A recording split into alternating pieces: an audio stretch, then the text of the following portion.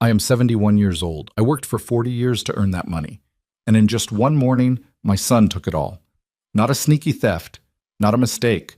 It was intentional. It was planned. Then he put me in his car, drove me into the deep woods in the middle of a freezing winter, and left me alone. If you think you know what betrayal feels like, listen to my story to the end. Hit like, leave a comment with the name of the city you're watching. I want to know how far my story has gone. The bank statement was sitting on the kitchen table when I woke up that Thursday morning. I almost didn't look at it. I was 71 years old with a bad knee and a worse hip, and most mornings I moved through my kitchen like a man trying not to wake something up. Slow, deliberate, careful not to jostle the ache that lived in my lower back from 38 years of construction work. I put the coffee on. I stood at the window and watched the snow falling outside, the same heavy, gray November snow that had been coming down for 3 days straight. I thought about nothing in particular. That was the luxury of retirement, I used to tell people. You get to think about nothing for the first time in your life. Then I sat down at the table and I saw the envelope. It had my name on it. Harold Whitmore. Printed, not handwritten. Return address, Cascade Valley Credit Union, the institution where I had kept my retirement savings for 11 years. I had a good relationship with that bank. I knew the branch manager, a quiet woman named Patricia, who always remembered that I took my coffee black. I had never received a letter from them that worried me. I opened it without thinking. And then I sat very still for a very long time. Account balance, $0. I read it again. I set it down. I picked it up and read it a third time, the way you do when words stop making sense, when your brain refuses to process what your eyes are showing it. 0. Not a rounding error, not some clerical mistake that would be sorted out with a phone call.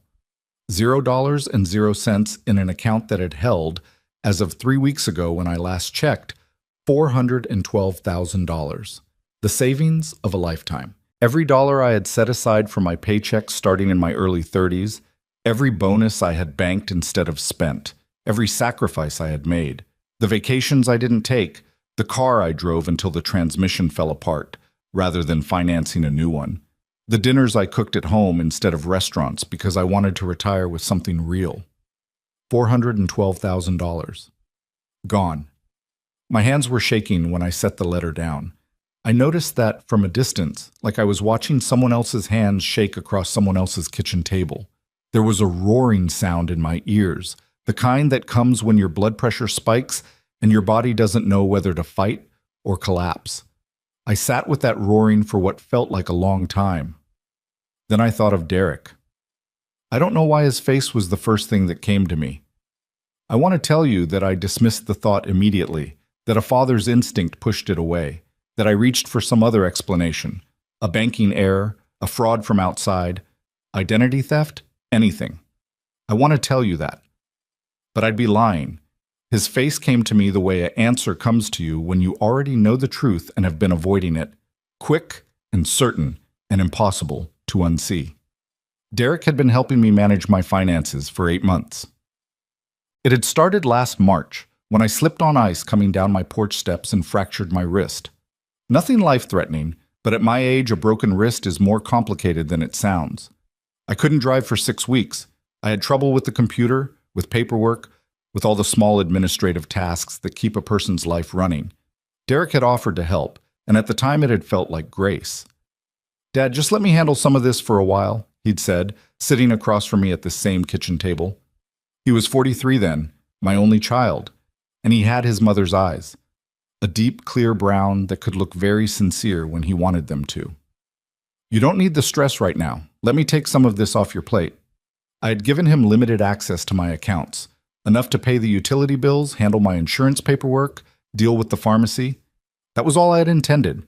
That was what we agreed on. But I was recovering, and I was tired, and Derek was attentive in a way he hadn't been in years. He called every other day. He brought groceries. He sat with me on the weekends and watched football, and laughed at my bad jokes, and seemed genuinely like the son I remembered from before everything had gotten complicated between us. I let myself relax. I told myself that sometimes it takes a crisis to remind a family what it's for. I understand now that I was being managed, that every phone call, every bag of groceries, Every afternoon on the couch watching football was a performance, a long, careful performance designed to keep me comfortable while he figured out how to take everything I had. But I didn't know that on a March afternoon when my wrist was in a cast and my son was handing me a cup of coffee and telling me not to worry. Escúchame. I called the bank at 8:15 in the morning. The woman who answered was polite and professional and clearly trying very hard not to sound alarmed. She pulled up my account. She confirmed the balance. She told me, with the careful phrasing of someone who has had this conversation before, that the funds had been withdrawn via a series of authorized electronic transfers over the course of 6 weeks, the last of which had cleared 4 days ago. Authorized, I said. Yes, sir. The transfers were processed by an account holder with access credentials. All the security protocols were followed. My son had access to this account. There was a pause. I'd recommend you come into the branch as soon as possible, Mr. Whitmore, and you may want to contact the authorities. I hung up the phone and sat there with the morning light coming through the window and the snow still falling outside and this enormous, impossible silence around me. The coffee I'd made was getting cold. I hadn't touched it. I was thinking about Derek, where he was, what he was doing at that moment, whether he was sleeping soundly in his apartment 20 miles away, whether he had already spent some of it, whether he had planned this for a week or a month, or whether this thing had been growing in him for years and I had simply never seen it. Then I heard the sound of a car in my driveway. I knew the sound of his car. A dark blue Jeep he'd bought 2 years ago, with a particular rumble in the engine he kept saying he was going to get fixed. I heard it pull up. I heard the engine cut off. I heard his boots on the porch steps. He knocked twice and then opened the door with his key, which I had given him in April and never asked back. Morning, Dad. He came in with a stamped-down cheerfulness, snow on his shoulders, moving toward the coffee maker like he lived here. Nasty out there. Roads are getting bad. I sat at the table with the bank letter in front of me, and I watched my son pour himself a cup of my coffee, and I said nothing. He turned around. He saw my face. Something moved through his expression. Not guilt, not yet, or maybe not the kind of guilt that looks like guilt, more like a recalibration, a quick, almost invisible adjustment. What's wrong? He said. I picked up the letter and held it out toward him without saying a word. He took it. He looked at it. And then he did something I will never forget for as long as I live. He shook his head slowly with what appeared to be concern and said, Dad, what is this? You tell me. This looks like, this has to be some kind of error. Have you called the bank? I called them at 8:15 this morning, Derek. And what did they say? They said the transfers were authorized. They said someone with access credentials moved the money out over 6 weeks. I paused. 6 weeks, Derek. He set the letter down. He pulled out the chair across from me and sat down. He put his elbows on the table and pressed his hands together in front of his face, like a man thinking hard, like a man working through a problem. It was a convincing performance. I will give him that. If I had not already called the bank, if I had not already heard the word authorized, I might have believed it. Dad, he said carefully, I think there might have been some kind of fraudulent access to your account. Someone could have gotten your login information. These things happen all the time to older people. Don't, I said. He stopped. Don't do that, I said again. Don't sit in my kitchen and look me in the eye and tell me this is happening to me. Don't insult me like that on top of everything else. His expression shifted, just slightly.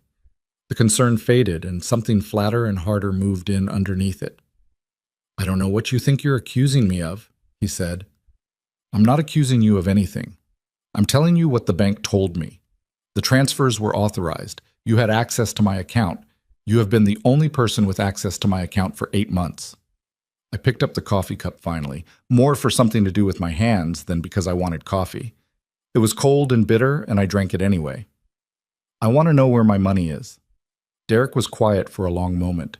The snow was coming down harder outside. Through the window behind him, I could see it accumulating on the hood of his Jeep. You know what, Dad? He said finally. I think you need to get out of this house for a few days. I think the isolation is getting to you. You've been cooped up here all winter. You're stressed, and you're not thinking clearly. Something cold moved through me that had nothing to do with the weather. I'm thinking very clearly, I said. I have a place, he said. He said it like it was a gift he was offering. A cabin up in the mountains. A friend of mine owns it. I borrowed the keys last month. It's quiet. It's beautiful. It's away from everything. Why don't we drive up there today, get you out of your head for a couple of days, and we can sort all of this out when you're calmer? I stared at him. This is the moment I come back to more than any other, because it is the moment where everything that happened next was determined by a single decision I made.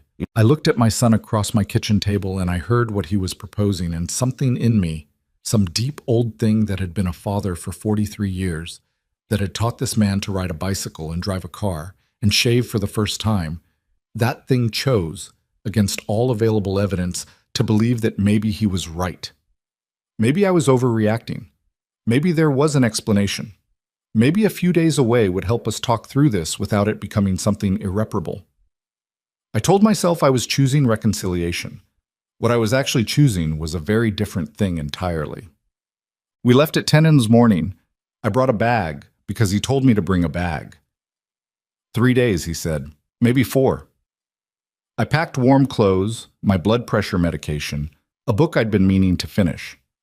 I locked the front door of my house and walked to his Jeep and got in and buckled my seatbelt. Derek drove north out of town. The interstate, then state routes, then roads I didn't know, smaller and narrower as we went, climbing into the foothills and then into the mountains proper. The snow was falling steadily.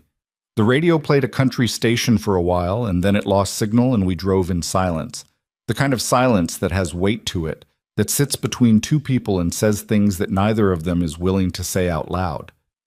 I tried a few times to talk. Derek, we need to discuss what happened with the account. Not while I'm driving in this weather, Dad. I need to focus. An hour later, I want to understand what you were thinking. Whatever you needed, you could have asked me. I told you, let's talk at the cabin. An hour after that, Derek, how much further is it? Not much further. He was right about that. 15 minutes later, he turned off a gravel road onto what was barely a path, 2 tire tracks through deep snow with pine trees pressed close on both sides, and I felt a shift in the quality of the silence inside the car, something that I would have called, if I were being precise about it, dread. The cabin came into view. It was small and dark, set back from the tree line, with a covered porch and shuttered windows, and the general look of a place that had not been used recently, not a retreat, not a refuge, a forgotten place. The kind of place that doesn't get found easily. Derek stopped the Jeep and turned off the engine. Here we go, he said, in a voice of complete normalcy. We went inside. It was cold, colder than outside, if that was possible, the deep bone cold of a space that has been shut up through weeks of winter without heat.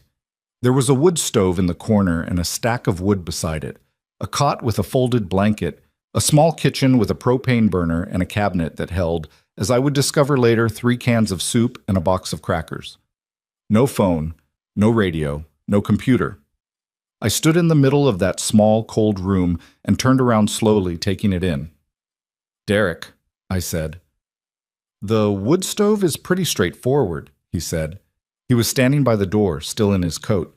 He had not, I realized, taken off his coat. There's matches on the shelf. Should be enough wood to last a few days. Derek, look at me. He looked at me, and this time his face was not performing anything. There was no concern there, no warmth, no performance of a son. There was something emptier than that. Resolved, decided. The roads get bad fast up here, he said. You should get that fire going before it gets dark. What are you doing? What I had to do, he said simply, like it was the truest thing he'd ever said, like he had been waiting a long time to be able to say it. Derek, you weren't supposed to notice for another week. Something that might have been annoyance crossed his face. You're sharper than I thought. I'll give you that. The words hit me like a physical thing. You weren't supposed to notice for another week. He had timed this. He had stood in my kitchen 8 months ago and offered to help and already known, somewhere in the back of that calculating mind, how it would end. Derek, don't do this. My voice came out smaller than I wanted it to. Whatever you think you're gaining, it's not worth it. We can still fix this. I won't press charges. I just want the money back. Just give it back and we don't have to. I'm not going to prison, Dad. Then give it back. I'm not going to prison, he said again, like he hadn't heard me, and I'm not giving it back. He opened the door. Cold air flooded in. Outside, the snow was falling harder than it had been, the sky closing down toward the mountains like a lid. There's no cell signal up here, he said. Probably a mile and a half to the main road. Don't try to walk it in this weather. Derek, I heard the desperation in my own voice. I hated it. I hated that I was standing in a freezing cabin begging my son not to abandon me in the wilderness, that this was what our 43 years had come to. Please. He looked at me for one more moment, and I want to tell you I saw something in his eyes then. Some crack, some flicker of the child he had been, some last-second hesitation. I want to tell you that because it would make the story more bearable. But the truth is, what I saw in my son's face in that doorway was nothing. A door that had been closed so long the hinges had rusted. He pulled the door shut behind him. I heard his boots on the porch steps. I heard the Jeep start. I heard it reverse down the track, and then the sound of the engine dissolved into the wind and the snow, and there was nothing left. Just the cold and the silence and the smell of a cabin that nobody had been in for weeks, and the sound of my own breathing, which was faster than it should have been, and the distant sound of the wood stove ticking as the last warmth seeped out through the walls. I was alone. I don't know how long I stood there. At some point my body made a decision before my mind did. Some survival instinct older than thought that said move, get warm, do something. And I crossed to the wood stove and opened it and started laying wood inside with hands that were shaking so badly I dropped 2 logs before I got them placed. The matches were on the shelf where Derek had said they'd be, a half-empty box of kitchen matches, and I struck 3 before one caught and held. The fire took slowly. I fed it more wood. I sat on the floor in front of it because there was no chair close enough, and I pressed my hands against the warming iron and tried to make myself think. I was 71 years old. I had a bad knee and a worse hip. I had medication in my bag that I took every morning without fail. Outside there was a blizzard coming down and the temperature was dropping, and Derek had said a mile and a half to the main road, which meant a mile and a half through deep snow in deteriorating conditions with bad joints and inadequate footwear, because I had packed for a weekend cabin stay, not for a survival situation. My son had planned this. He had looked at the calendar and the weather forecast and the state of my health, and he had calculated that I would not survive walking out of here. I understood that with a clarity that went beyond thinking, the way you understand certain things not in your brain but somewhere lower. The fire was catching now. I pulled the folded blanket off the cot and wrapped it around my shoulders and sat in front of the growing warmth and let myself feel, for just a moment, the full weight of what had been done to me. The betrayal of it, the architecture of it, how long it must have taken to build, how many ordinary afternoons had been covering for something monstrous, how many times my son had looked me in the eye and chosen to continue. 43 years. I had loved this man for 43 years. Before he was complicated, before he was difficult, before he became whatever it was he had become. He had been my boy. I had held him in a hospital room the size of a closet, and he had weighed 7 pounds and 6 ounces, and I had been so afraid of breaking something so small that I'd barely breathed. I remembered his first day of school. I remembered teaching him to throw a baseball in the backyard. I remember driving 9 hours to move him into his first apartment and eating bad pizza on boxes because the furniture hadn't arrived yet. And then I stopped remembering, because remembering was going to break something in me that I needed to keep whole if I was going to get out of here alive. I needed to think, not feel. Think. I went through the cabin methodically, starting with the kitchen, the 3 cans of soup, the crackers, mostly full, a jar of peanut butter, about a third remaining, a canteen that I filled from the sink. The pipes still worked, which meant the water hadn't frozen yet, which was something. A flashlight in the drawer beside the stove.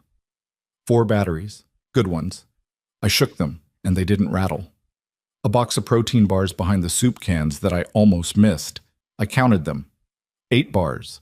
I found a wool blanket in the closet, a pair of heavy work gloves, men's large, too big for my hands but better than nothing. A hand crank emergency radio that had no batteries. No axe, no snowshoes, no map, no signal flares. I sat back down in front of the fire with my inventory laid out in front of me, and I tried to calculate. The food, rationed carefully, could last a week, maybe 10 days. The woodpile outside on the porch was substantial. Someone had prepared for a long winter, or at least a long stay. The fire would keep me from freezing. But nobody knew I was here. That was the central fact. My neighbor, a good man named Ron Pruitt, who checked on me occasionally during bad weather, thought I had gone to stay with my son for a few days. I hadn't told anyone else. I had a daughter-in-law, Derek's ex-wife Claire, but we hadn't spoken since their divorce 3 years ago. I had no other family within reach. My friends were the kind of friends you have at 71. Good people, but scattered. People I might go a week without speaking to, without anyone thinking anything of it. Derek had counted on all of that. He knew my life, because I had trusted him with it. I got up and went to the window and looked out through the gap in the shutters. The snow was coming down harder now, thick and horizontal, and the light was already fading even though it was barely past noon. The temperature outside had to be in the single digits and dropping. The path that Derek's Jeep had driven in on was already nearly invisible, the tire tracks filling in fast. I put my forehead against the cold glass and closed my eyes. You aren't going to die here, I told myself. You didn't work 40 years and raise a child and build a life to die in a stranger's cabin because your son wanted your money. I opened my eyes. Figure it out. The first night was the worst. I had the fire going, but the cabin walls were thin and the wind was ferocious, and I burned through more wood than I had intended, trying to keep the temperature bearable. I slept in short stretches on the cot with both blankets wrapped around me, and woke every hour or so to feed more wood into the stove. The darkness complete and total when I opened my eyes, the wind screaming outside, and each time I woke up there was a half second before memory returned, a merciful half second of blankness. And then it all came back. The bank statement, the kitchen table, the cabin, Derek's face in the doorway. I thought about a lot of things in those dark hours. I thought about the warning signs I had missed or refused to see. Derek had always been difficult about money, not as a child, but as an adult, starting sometime in his 30s. There had been a period in his late 30s when I had lent him $18,000 to cover some business losses he never fully explained, and he had paid back about half of it before the repayment stopped, and the subject became awkward and then simply stopped being discussed. I had told myself it was fine. That family wasn't a ledger. Then there had been his divorce from Claire, which had turned ugly in ways that surprised me. Claire was a decent woman, and I never fully understood what had happened between them, only that by the end Derek was saying things about her that seemed designed more to justify his own behavior than to describe anything she had actually done. I had tried to stay neutral. I had told myself it wasn't my business. There had been small things, comments about what the house was worth, what the land might sell for, questions about my retirement savings that were phrased as concern but had an edge underneath them. A conversation 2 years ago where he had said, in a tone meant to sound casual, "You know, Dad, most people your age think about consolidating their assets." I had changed the subject. I had filed it away somewhere I didn't have to look at it. And then last March, when the ice took me down on the porch steps, and I came up with a fractured wrist and a son who was suddenly, attentively, helpfully present, I had let myself be grateful instead of careful. I had wanted so badly to believe that the difficulty between us was circumstantial, that underneath it he was still the boy I had loved, that people could turn back toward each other after years of growing apart. I had been a fool, not a naive fool, a willing one, the kind of fool who knows better and chooses not to know better because the truth is harder to live with. I lay in the dark and listened to the wind and thought about all of it, and somewhere in the middle of the second night I made a decision, not a dramatic one, not the kind of decision that announces itself. A quiet, interior thing, the kind that happens in the part of you that has been through enough to know what it costs to give up and choose, deliberately, not to pay that price. If I survived this, when I survived this, I was going to make sure that Derek faced what he had done. Not for revenge. I want to be clear about that because revenge is a clean word for a messy thing, and what I felt was messier than revenge. I wanted accountability. I wanted the world to know what he had done. I wanted him to stand somewhere, a courtroom, anywhere, and have the thing he had done to me named in front of people who could see it clearly, because there is something that happens to a person when their evil stays hidden. It grows. It repeats. It finds the next person to target. I was not going to be the last old man Derek Whitmore hurt, unless I did something about it. Get out of this cabin first, I told myself, then handle the rest. On the third morning, the storm broke. I woke to silence, the abrupt, almost physical silence that follows heavy weather when the wind drops and the world becomes very still. I got up slowly, every joint complaining, and went to the window. The snow had stopped. The sky was a hard, brilliant blue. The drifts came up to the bottom of the window frame, 3 feet at least, and the world outside was white and sharp and achingly beautiful, in the way that indifferent things can be beautiful. I stood there looking at it for a long moment, then I started making plans. The main road was 1.5 miles away, Derek had said. In normal conditions, 30 minutes on foot for a man my age. In 3 feet of snow with bad joints and work gloves that didn't fit, the calculation was different, significantly different, but staying here was a slower death than attempting it. The wood wouldn't last forever, and nobody was coming. I ate one of the protein bars. I drank water. I took my blood pressure medication and thought, almost with dark humor, about how absurd it was to worry about my blood pressure in this context. Then I dressed in every layer I had, pulled on the work gloves, tied my boots as tightly as my stiff fingers would allow, and opened the cabin door. The cold hit me like a wall. The kind of cold that takes your breath and makes your eyes water immediately and seizes up your joints before you've taken 2 steps. I stepped off the porch into the snow. It came up past my knees. I started walking. I want to tell you about that walk, because it was one of the longest hours of my life, and because I think what happened inside my head during it matters. It wasn't heroic. I wasn't resolute and steady and purposeful the way people are in movies. I was cold and afraid, and my knee was screaming inside the first 15 minutes, and I stopped 3 times because I genuinely did not know if I could continue. Standing there in the middle of a snow-covered track in the mountains with pine trees on both sides, and silence so profound I could hear my own heartbeat. Each time I stopped, I thought about Derek. Not with anger or not only with anger, with something more complicated. With grief, maybe. With the knowledge of what it means to love a person for decades and discover that what you loved was a version of them they had outgrown, or never actually been, or had been performing so long they'd forgotten it themselves. There is no clean feeling for that. There is no word that covers it exactly. But grief, I have learned, is not the same thing as defeat. I kept moving. The main road appeared like a hallucination, a wider break in the trees, the suggestion of pavement under the snow. I reached it and stood at the edge and looked both ways at a road that had not been plowed and showed no tire tracks and felt my heart drop. Then I heard something. A sound, distant and mechanical, coming from the south. I stepped into the middle of the road.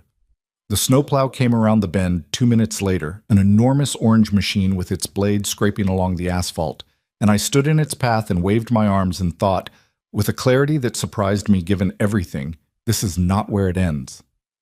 The plow stopped. The driver's window came down and a man looked out at me. 50s, heavy set, wearing a Carhartt beanie and an expression of pure shock. "What in the hell?" he said. "I need help," I said. My voice came out steadier than I expected. "I need to call the police." He stared at me, at my layers of clothing, at the direction I'd come from, at whatever my face looked like at that moment. "How long have you been out here?" he said.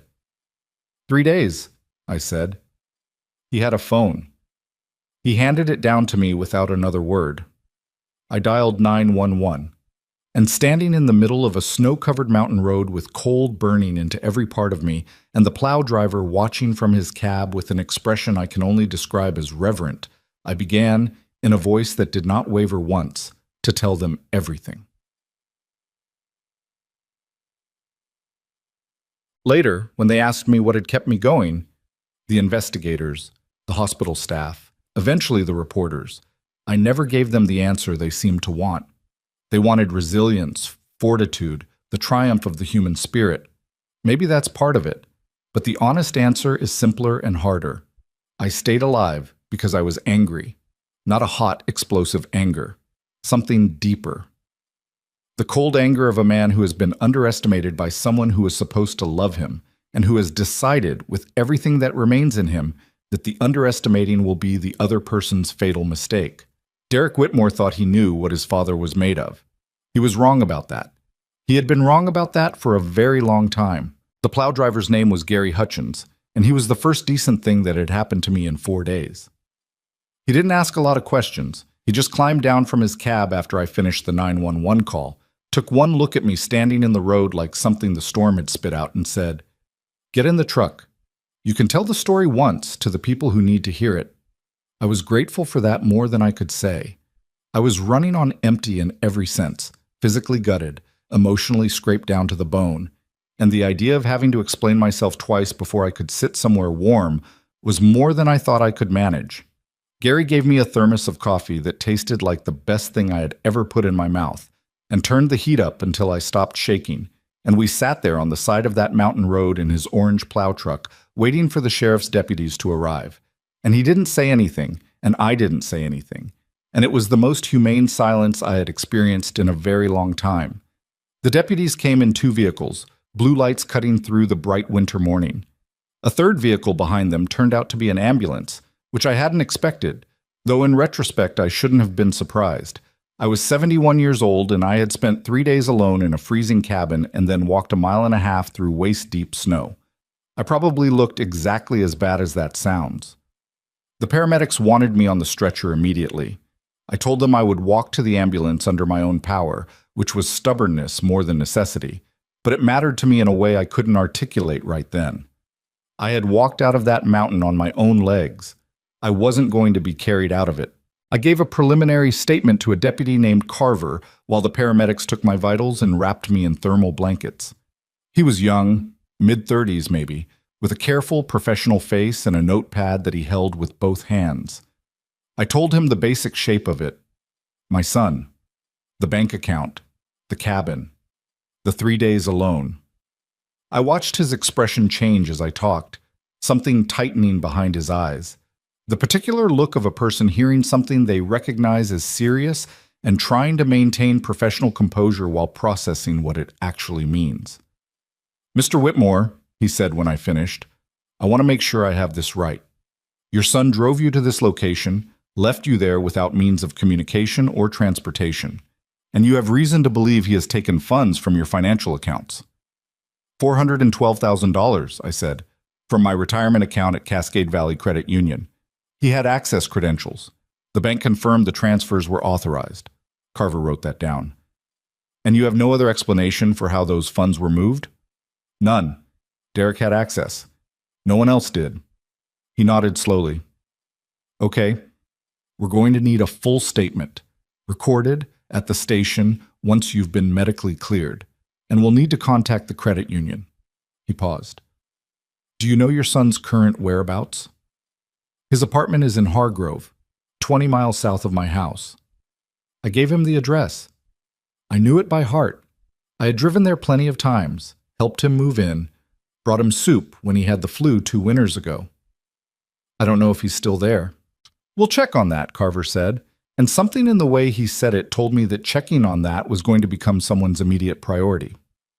The ambulance took me to Ridgeline Regional Medical Center, 40 minutes down the mountain. I had moderate hypothermia, which sounds alarming, but in practical terms meant my core temperature was lower than it should be, and I needed to be warmed slowly and monitored for a few hours. My blood pressure was elevated. My knee, which had been making its displeasure known since approximately the first 50 steps of that morning's walk, had some inflammation that the emergency physician described as consistent with overexertion. He said this with the diplomatic neutrality of someone who had decided not to ask the obvious follow-up question. "You're in pretty good shape for what you've been through," he told me. He was a compact, efficient man named Dr. Reeves, who moved through the examination room like someone who had long ago made peace with the fact that his patients would often not follow his advice. "I want to keep you overnight for observation. Your core temp is stabilizing, but I don't want to rush it.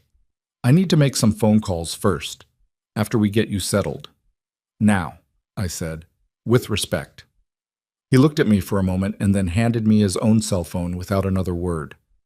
The first call I made was to my attorney, a woman named Sandra Chu who had handled my estate planning for 12 years.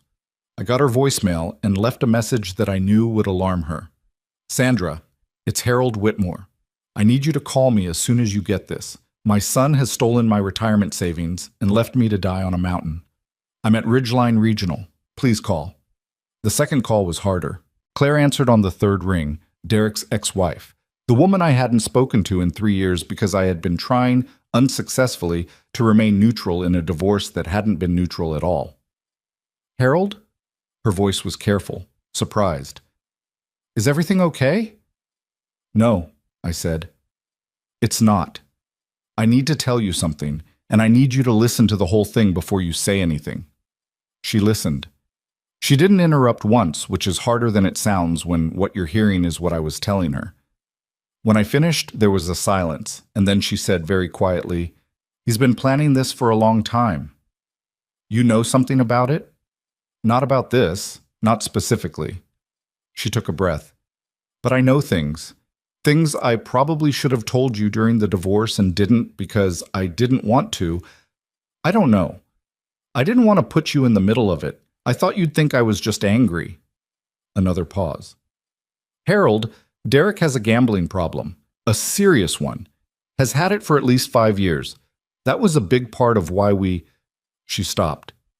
He owes money to people. The kind of people you don't want to owe money to. I lay in the hospital bed with thermal blankets over me and the IV in my arm, and this new information settling over everything like a layer of sediment, changing the shape of things underneath it. It made a horrible kind of sense, the urgency of it, the calculation. A man in debt doesn't just steal from his father out of greed. He steals because he is desperate, because the alternative is something worse than getting caught, and desperation makes people capable of things that ordinary greed doesn't. It didn't make what he'd done less monstrous, but it explained the timeline, the thoroughness of it. He hadn't had the luxury of patience. He had needed the money, and he had needed it quickly, and I had been the most accessible source. Why didn't you tell me? I asked. I tried not to make it sound like an accusation, but I don't know if I succeeded. I'm sorry, Harold. Her voice was raw in a way that told me she meant it. I'm genuinely sorry. I told myself it wasn't my place. That he was your son and you knew him better than I did. A short, humorless breath. I was wrong about that last part. We were both wrong about that, I said. After I hung up, I lay there for a long time with the afternoon light coming through the hospital blinds and the sounds of the medical floor coming through the door, and I tried to arrange what I now knew into something I could use. The gambling debts explained the theft, but they also complicated it. If Derek owed money to dangerous people, he would have moved fast after taking the funds.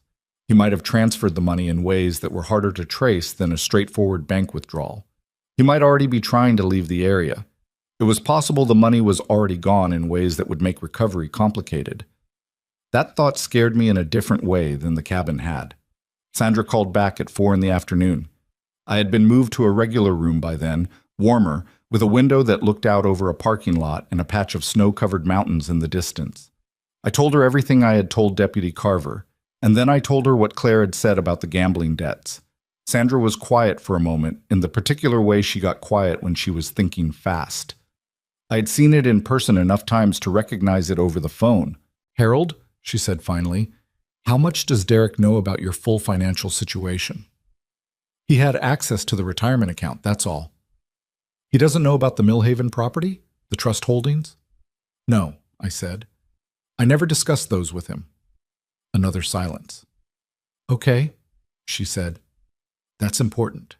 That changes things significantly. I could hear her writing. The retirement account is the visible money. The trust assets are protected differently. If he doesn't know they exist, he can't have touched them.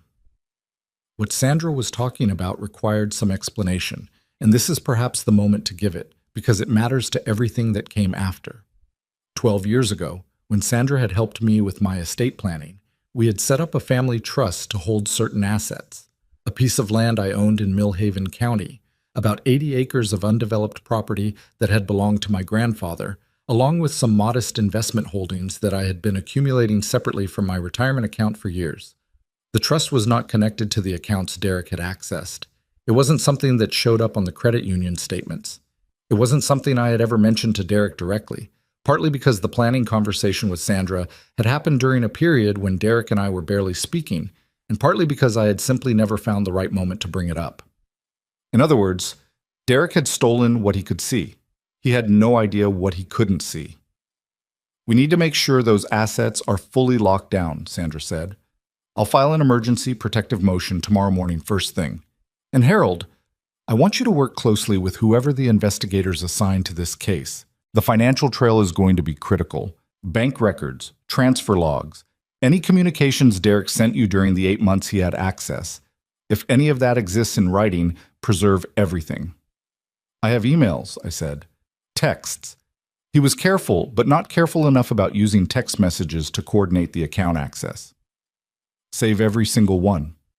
I could hear the focus in her voice, that particular Sandra sharpness that I had always found reassuring. "This is a winnable case, Harold. What he did is documented. What he did to you physically, leaving you in those conditions. That's potentially criminal exposure beyond the financial theft. We're talking elder financial abuse, theft, reckless endangerment, possibly more depending on how the DA wants to frame it." "Sandra," I paused, "how bad does this get for him?" Another silence, different from the thinking one.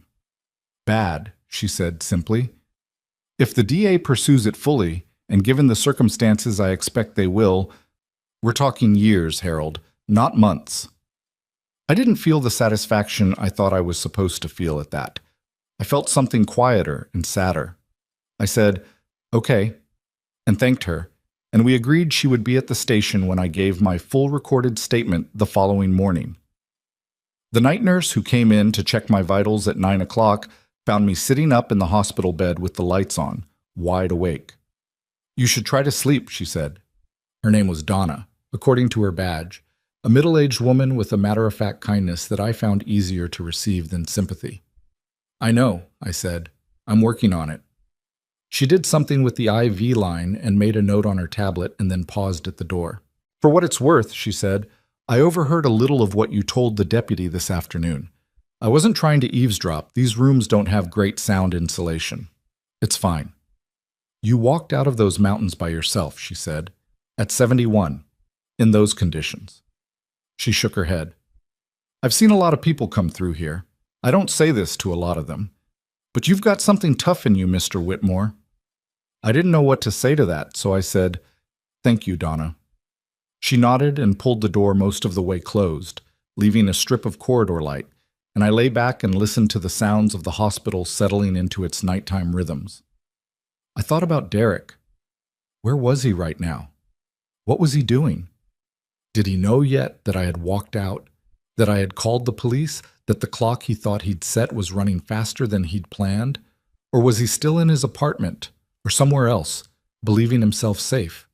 Believing his father was dead or dying in a mountain cabin and that he had successfully converted 40 years of my labor into a solution to problems I hadn't known he had?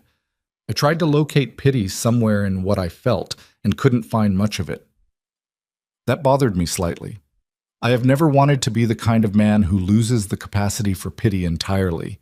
But there is a threshold past which pity becomes something you have to manufacture rather than feel, and leaving your father to die in a blizzard is past that threshold. What I felt instead was a kind of iron patience, the feeling of a man who has survived the worst thing and come out the other side and now knows, with a certainty that requires no maintenance, that what happens next is simply a matter of letting the truth do its work. The truth had already been doing its work for a while, it turned out.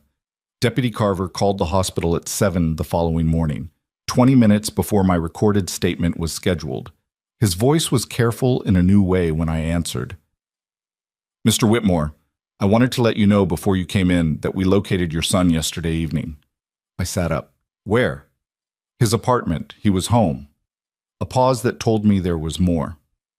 "Mr. Whitmore, we also found evidence in his apartment relevant to the investigation. I can't go into detail over the phone, but I want you to know that things are moving. We're working with the Financial Crimes Unit and the Credit Union." "Was he arrested?" "He was taken in for questioning. As of this morning, formal charges are pending. Your attorney will have more specific information when she gets here. I sat with the phone in my hand after he hung up, looking at the strip of winter sky visible through the window. Gray and cold and still, the mountains somewhere behind it, invisible from here. Derek had been home. He hadn't run.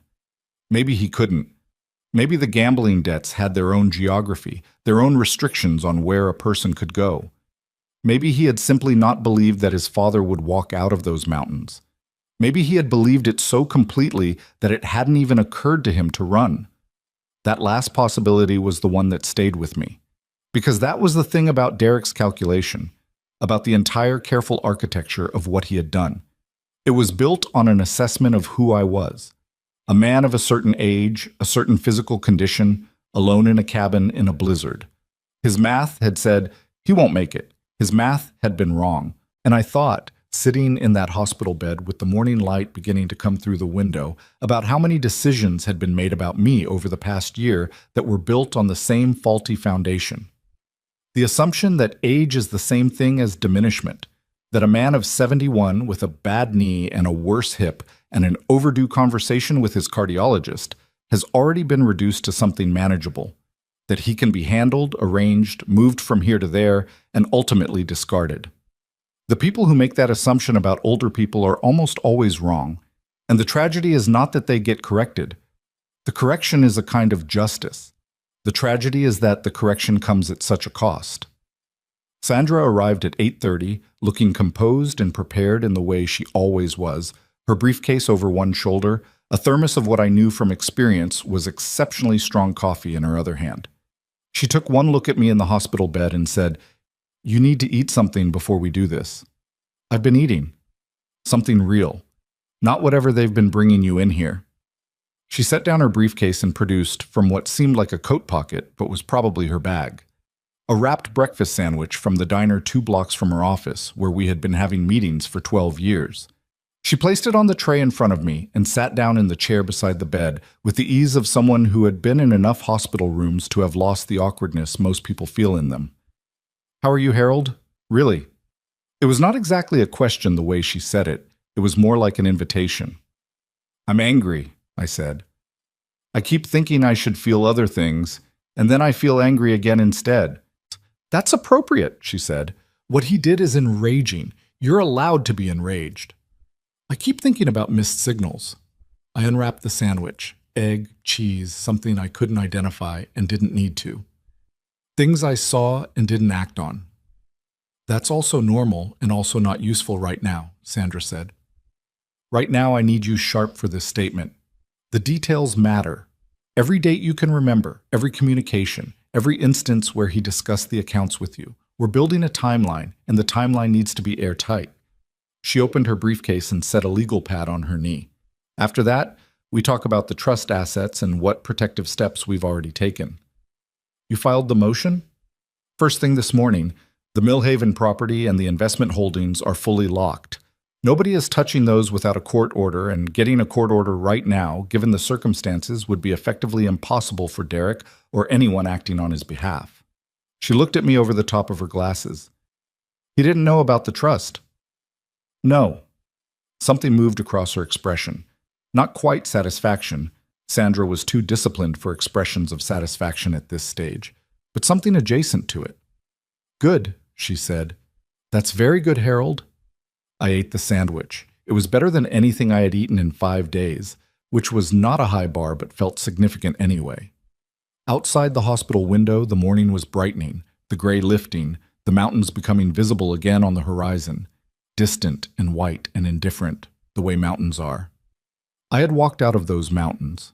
I hadn't planned to feel anything particular about that, but sitting there in the warmth with Sandra across from me and the food in my hands and the faint sound of the hospital going about its morning, I felt it anyway. Not triumph. Something more worn than that. Something that the word survival doesn't quite cover, because survival is about the body, and what I was feeling was about the rest of it. I was still here. I was still here, and I was about to walk into a room with a recorder and a detective and tell my story for the official record, and somewhere across town, in a police station he had never expected to see the inside of, Derek Whitmore was beginning to understand what it meant to have miscalculated. "Are you ready?" Sandra asked. I set down the wrapper from the sandwich and straightened up as best I could in the hospital bed and looked at her. "Yes," I said. "Let's go." The recorded statement took 3 hours. I sat in a room at the Ridgeline County Sheriff's Department with Sandra on my left and a detective named Paulson across the table, a lean, methodical man in his 50s who asked questions the way a carpenter measures twice, carefully, without hurry, going back over the same ground from different angles until he was satisfied he had the shape of it right. There was a recorder on the table between us and a second detective by the door, whose job seemed to be writing things down and occasionally leaving the room to check something, then returning with a quiet nod or a folded piece of paper that he slid across to Paulson without comment. I told it all from the beginning. March. The fractured wrist. Derek's offer to help. The account access I had granted him. I walked Paulson through 8 months of what I now understood had been a deliberate, patient dismantling. The way Derek had made himself indispensable before he made himself wealthy. The way he had kept me comfortable and slightly distracted while he moved money in increments small enough not to trigger automatic alerts. The way he had timed the final withdrawal and my removal to coincide with a forecasted storm system that would have made any search and rescue attempt unlikely for at least 72 hours. That last part, the storm timing, was what made Paulson set down his pen and look at me directly for the first time in a while. "He checked the weather forecast," I said. "He knew that storm was coming. He drove me up there the morning it was due to arrive." "You're certain of the timing?" "The storm started that afternoon. We left my house at 10 in the morning." I paused. "He told me the roads were getting bad when he knocked on my door. They weren't, not yet. He was moving me before they got bad, not because they were bad." Paulson picked his pen back up and made a note. Something had shifted in his expression. Not shock. He was too experienced for shock, but a sharpening, the look of a detective who has just had something confirmed that he already suspected. "Mr. Whitmore," he said, "I want to go back to the financial transfers. You said the withdrawals happened over 6 weeks in increments. Do you know the approximate size of those increments?" "The bank told me the transfers ranged from $12,000 to $40,000 each, kept under the reporting threshold when possible, I assume." "That's called structuring," Sandra said quietly beside me. "It's a separate federal offense." Paulson nodded. He already knew that. "And during those 6 weeks, Derek was in regular contact with you. He called twice a week, came to the house on weekends, usually Saturday. Did anything about his behavior seem different during that period?" I thought about it. Genuinely tried to think, not just confirm what they seemed to be looking for. "He seemed easier," I said finally. "More relaxed than he'd been in a while. I thought it was because we were getting along better. Because he was helping and it was going well." I stopped. I thought it was because things were improving between us. I was wrong about what was causing it. The relief of a man who has already secured what he came for, I understood now. The loosening that happens when the hard part is done and you're just running out the clock. The second detective came back into the room at that point and slid a piece of paper to Paulson, who read it without changing expression, which I was beginning to understand was simply how his face worked. He folded the paper and set it aside and continued with his questions as though nothing had happened, but 10 minutes later he paused the recording and stepped out of the room with his colleague, leaving Sandra and me alone. "What was on that paper?" I asked her. "I don't know, but they found something." She had her legal pad on the table and had been making her own notes throughout, parallel to the official record. "Harold, I want you prepared for the possibility that the money trail is complicated. If he was paying gambling debts, some of those funds may have moved through informal channels that are harder to trace and harder to recover." "How much harder?" She met my eyes. Sandra was not a woman who softened things unnecessarily, which was one of the reasons I had worked with her for 12 years. "Some of it may be gone in ways that are practically irrecoverable. I'm not saying that to discourage you. The criminal case is strong regardless, but I don't want you building your expectations around 100% recovery." I nodded. I had thought about this in the hospital, running numbers in my head in the dark. "If the retirement account is a total loss," I said, "what does that leave me?" "The trust is intact," The Millhaven property alone, at current valuations, is worth considerably more than what Derek took. The investment holdings add another layer on top of that. She paused. You're not going to be destitute, Harold. That's what I'm telling you. He took a significant amount of money. He didn't take everything. He didn't know about everything. No, Sandra said. He didn't. And there it was again. That fact, sitting quietly in the room with us. The fact that Derek had built his entire plan around an incomplete picture. He had been thorough about what he knew and completely blind to what he didn't. And the thing about that kind of blindness is that it feels like confidence right up until the moment it doesn't. Paulson came back in and restarted the recording, and we continued for another 40 minutes. By the time we finished, I was exhausted in the deep way that comes not from physical effort, but from sustained emotional concentration. The effort of holding the shape of something terrible in your mind and rendering it accurately for strangers. Sandra walked me back to the hospital to collect my discharge papers, and on the way she said carefully, Paulson told me something before we left. What? They found a burner phone in Derek's apartment, prepaid, purchased 6 weeks ago. There are text messages on it. She kept her eyes forward as she walked. He was communicating with someone during this period, about the money, about you. They're still going through everything, but Paulson said, and this is preliminary. It looks like he was not acting entirely alone. I stopped walking. What does that mean? It means someone may have known what he was planning, possibly helped facilitate it. She turned to look at me. Does the name Marcus Teal mean anything to you? The name hit me somewhere I didn't expect. Not because I knew Marcus Teal well, but because I knew the name, had heard it once, maybe 18 months ago, in a context I had barely registered at the time. Derek had mentioned him in passing during one of our Saturday visits. A friend, he'd said. Someone he was doing some business with. I had not asked follow-up questions because at that point, Derek mentioned a rotating cast of vague associates, and I had long since stopped trying to track them. I've heard the name, I said. Derek called him a business associate once. I didn't think much of it. Teal has a record, Sandra said. Financial fraud. An elder exploitation case in another county 3 years ago that resulted in a plea deal. Paulson says the pattern of the transfers, the structuring, the timing, matches Teal's previous cases fairly closely. I started walking again, slowly, processing this. So Derek didn't invent this. It's possible he had help inventing it, or that Teal saw an opportunity and helped shape the plan. The implications of that settled over me as we walked the last block to the hospital. Because what it meant, if it was true, was that this had not simply been a son's betrayal of his father. It had been something more organized than that. Derek might have been the instrument, but he might not have been the only architect. Someone had looked at a 71-year-old man with a retirement account and a son with gambling debts and a broken wrist and seen a business opportunity. That made it worse somehow, in a way I wasn't entirely prepared for. The betrayal of a son is devastating, but it has a human shape to it, a comprehensible shape built from whatever went wrong over whatever years it went wrong in. The idea of a stranger looking at my life and seeing a target, that was a different kind of violation. Colder. More impersonal. The kind that makes you feel not just hurt, but used. I collected my discharge paperwork, and Sandra drove me home. My house looked different when we pulled into the driveway. I am not sure how to explain that, except to say that 3 days in a mountain cabin with the possibility of dying in it changes the way ordinary things look when you return to them. The porch steps where I had slipped in March. The front door. The kitchen window I had stood at Thursday morning, watching snow fall while my coffee brewed, not yet knowing what the envelope on the table contained.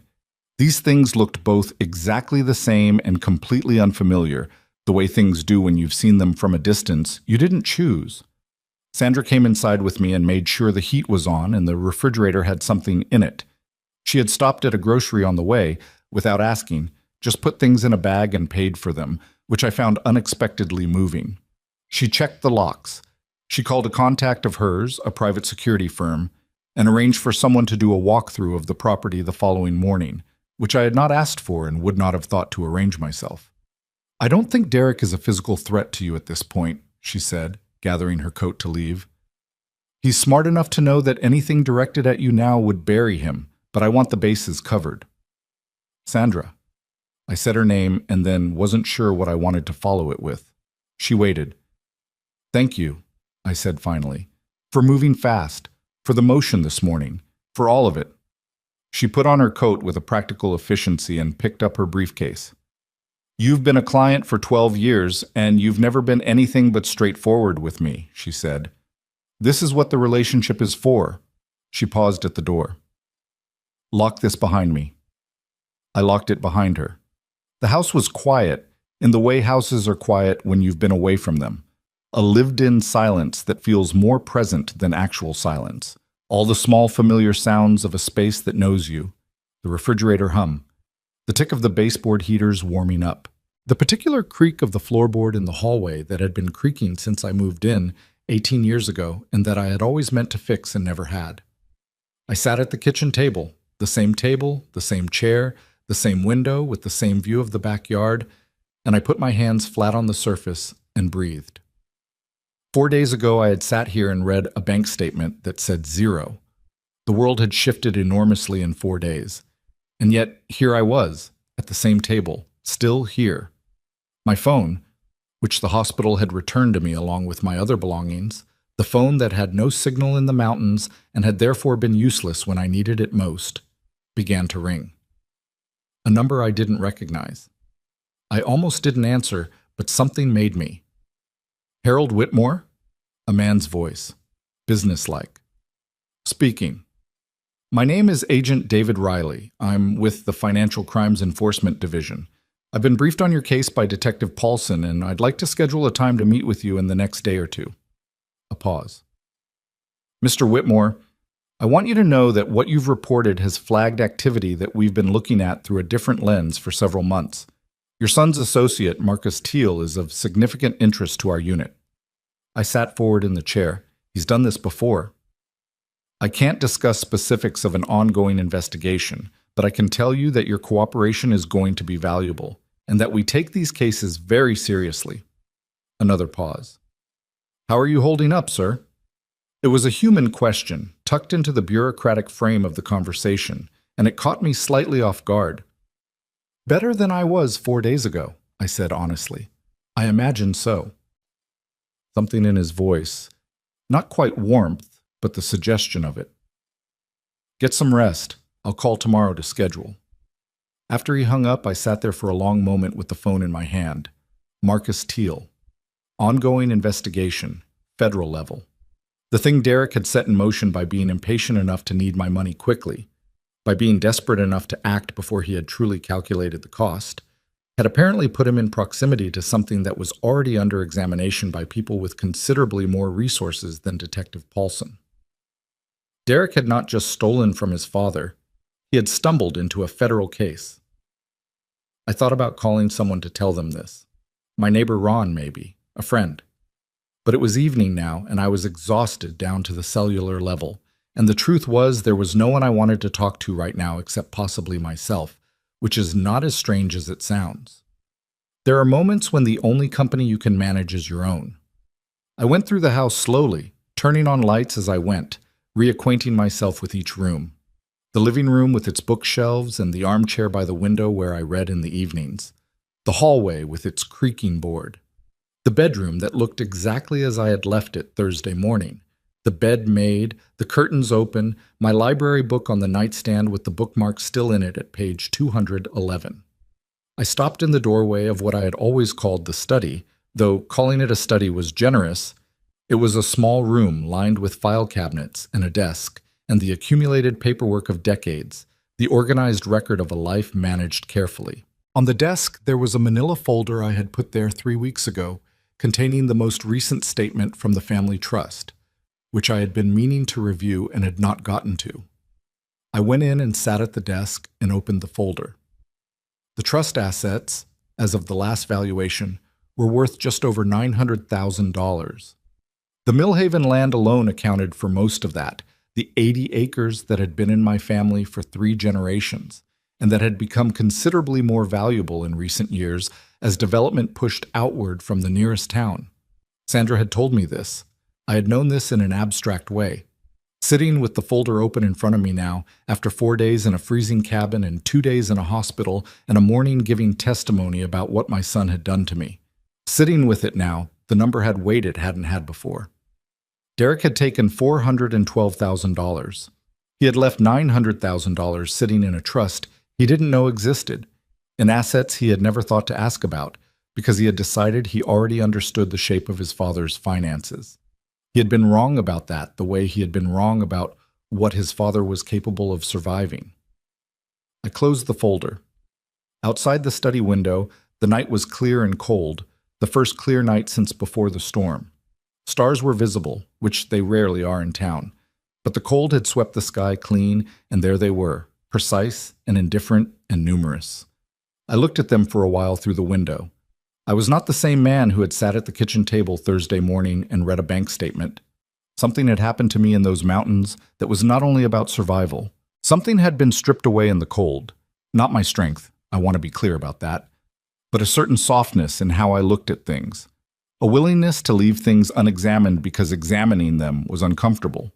I had carried that willingness for years, and the mountains had taken it, and I found, sitting in my study at the end of an extraordinarily difficult week, that I did not want it back, because that softness had cost me. Not just the money, that was recoverable. What it had cost me were years of clarity I had chosen not to have, years of seeing things and looking away, years of telling myself that the warning signs were something else, that my son was difficult but not dangerous, that the distance between us was circumstantial, that the next conversation would be the one where things got better. I had been lying to myself. Not viciously, not with bad intent, the ordinary lying that people do when the truth is harder to carry than the lie. I was done with that. The phone rang again. This time I recognized the number. Claire, Derek's ex-wife. "I hope it's not too late to call," she said. "It's fine. I'm up." "How are you?" She asked it the way Agent Riley had, humanly, directly, without the usual softening. I was starting to understand that she and I were going to need to have a different kind of relationship going forward than the carefully neutral non-relationship we had maintained since her divorce. "I'm still processing," I said honestly.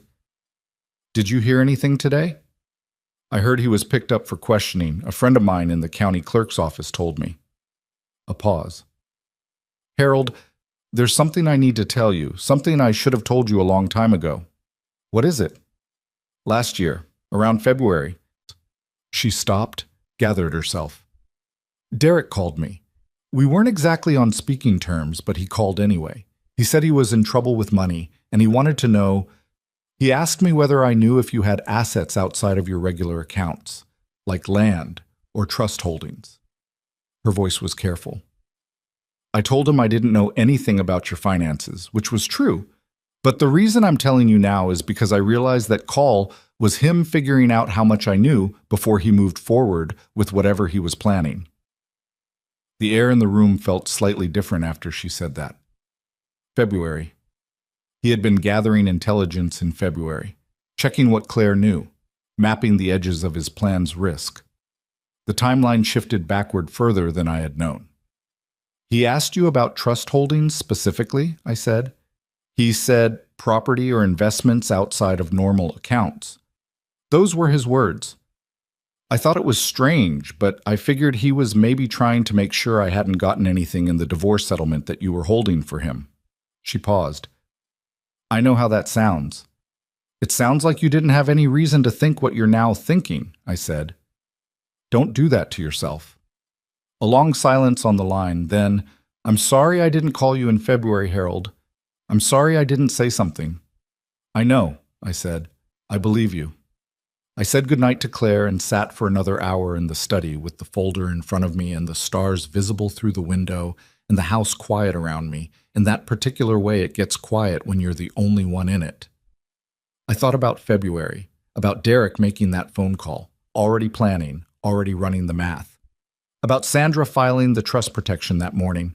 About Agent Riley and Marcus Teal and an investigation that had been quietly gathering evidence for months before I stumbled into it through the worst week of my life. All those moving parts, none of which Derek had known about. All those walls he hadn't known he was walking toward. I went to bed at 11 and I slept. Not well, not deeply, but I slept. And when I woke at 5 in the morning to the gray pre-dawn light coming through the curtains, my first thought was not about Derek. My first thought was about the Millhaven property, the 80 acres that had been my grandfather's, the land that had stayed in the family through 3 generations of men who had worked for it and protected it and handed it forward. Derek had tried to erase me. He had looked at his father and seen an ending, something to be converted into cash and spent on debts and a running start. What he had failed to understand, what he had never been able to understand, because understanding it would have required him to see me as something more than a resource, was that I was not done. Not by a considerable distance. Agent Riley came to the house 2 days later.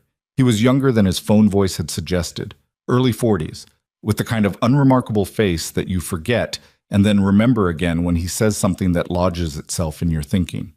He came alone, which surprised me, and he accepted the coffee I offered and sat at the kitchen table with his hands wrapped around the mug in the way of someone who has had too many meetings in too many cold offices and has learned to appreciate warmth wherever it appears. He started by telling me what he could tell me, which was less than I wanted and more than I expected. Marcus Teal had been on the financial crimes enforcement radar for 2 years. He operated what appeared on the surface to be a financial consulting business, legitimate enough to have letterhead and a website and a handful of actual clients who provided cover. But the real business was something else. He identified vulnerable targets, older people, primarily, with accessible assets and family situations that could be exploited. He found individuals who had something to gain from the exploitation and coached them, sometimes recruited them, always insulated himself carefully behind a layer of separation from the actual crime. He took a cut. He covered his tracks. He moved on. 3 previous cases we can connect to him, Riley said. 2 resulted in plea deals that kept him out of a prison sentence. The 3rd didn't have enough to charge him at all. He set down his coffee mug. Your case is different. How? Because of the burner phone and because of what's on it. He leaned forward slightly. Mr. Whitmore, in the text exchanges between your son and Teal, Teal is explicit about the plan. More explicit than he's been before. He got careless or comfortable or both. There are messages where he outlines the strategy, the account access, the structuring of the withdrawals, the timing with the storm. A pause. And there are messages where he discusses you specifically. Something cold moved through me that had nothing to do with the weather. What do the messages say about me? Riley was quiet for a moment. The particular quiet of a man deciding how much to give. He refers to you as the problem, he said finally, in the context of what to do if you survived the cabin. The words sat between us on the kitchen table. He was planning for the possibility that I'd walk out, I said. There are messages suggesting contingency plans, yes. Nothing that rose to the level of a specific threat. Teal is careful enough for that. But the implication is clear and a prosecutor is going to be able to make something of it. He held my eyes. Which means this is no longer simply a financial fraud case or even an elder abandonment case. The federal exposure here is substantial. I sat with that, the idea that my survival had been a variable someone had accounted for. That there had been a contingency conversation about what to do with Harold Whitmore if Harold Whitmore didn't have the decency to die in the mountains the way he was supposed to. Something about it moved through my anger and came out the other side as something harder and colder that I didn't have an exact name for. What do you need from me? I asked. Your financial record's going back 18 months. Any communications between you and Derek, texts, emails, voicemails if you have them. And I'd like to go through the timeline of the account access with you in detail to match it against the burner phone messages. He picked up his coffee again. We're building a case against Teal as much as against your son. Your cooperation is valuable for both. You'll have everything I have, I said. Whatever it takes. He stayed for 2 hours. We went through dates and messages and account access records with a precision that was exhausting and necessary. When he finally left, he shook my hand at the door and said, with the directness that I had come to appreciate about him, I want to be straight with you. These cases take time. You're not going to see resolution in weeks, probably months, possibly longer depending on how the legal process moves. I know that's hard to hear. I've waited for things before, I said. He nodded.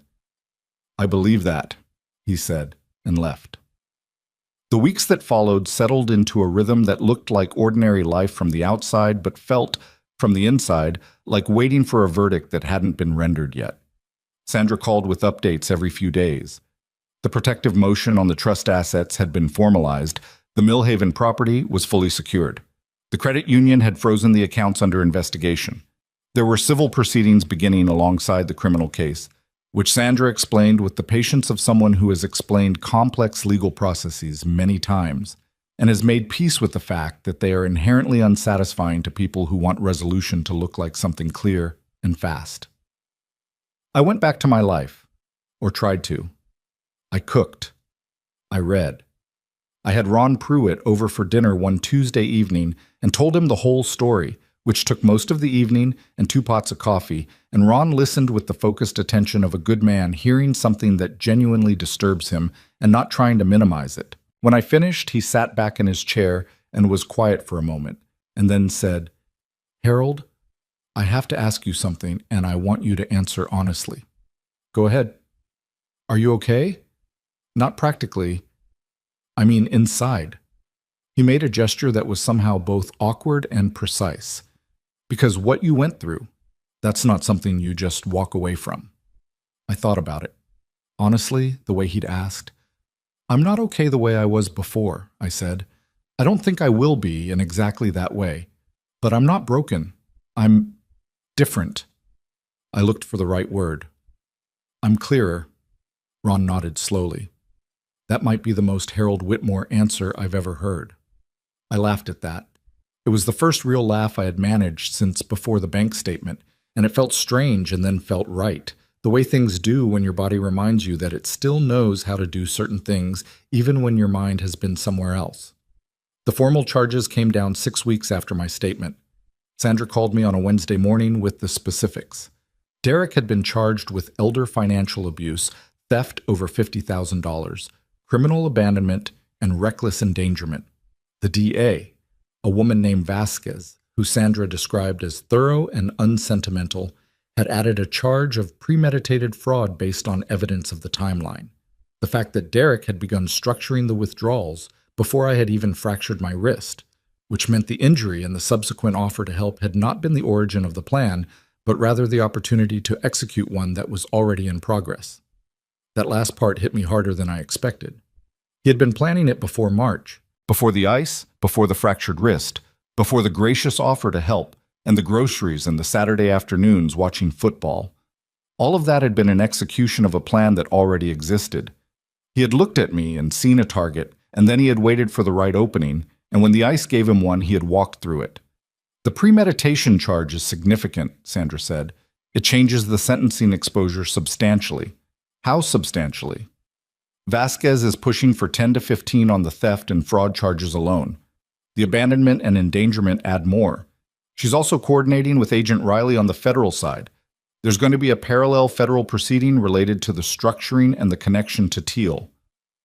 10 to 15 years. I sat with that number. Tried to feel something clean and decisive about it, the way you're supposed to feel when you hear that justice is going to be served in quantifiable increments. What I felt instead was more complicated.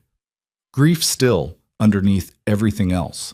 Not for the man Derek had become. I had grieved that man through 3 nights in a freezing cabin, and I was done with that particular grief. Something smaller, for the version of events that had never been possible and that I had spent too long pretending might still happen. The version where things got better between us, where the distance of the last 10 years turned out to be circumstantial rather than fundamental. That version had never been real. I understood that now with a clarity I hadn't had before. But understanding it and being finished with the grief of it were 2 different things, and I wasn't going to pretend they were the same. What about Teal? I asked. Federal charges are coming. Riley called me yesterday. They're ready to move. Wire fraud, conspiracy, a pattern of racketeering that covers all 3 previous cases in addition to yours. A pause.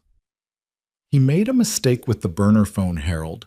People like Teal operate for years on the basis of being careful, and 1 lapse is all it takes.